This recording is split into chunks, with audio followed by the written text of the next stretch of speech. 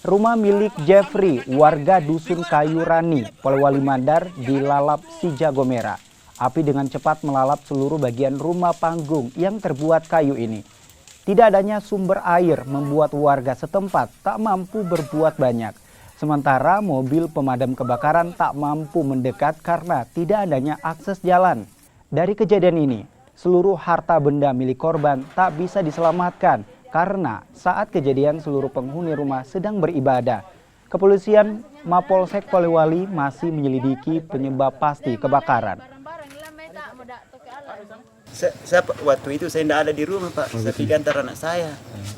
Terus saya beribadah, jadi saya pulang.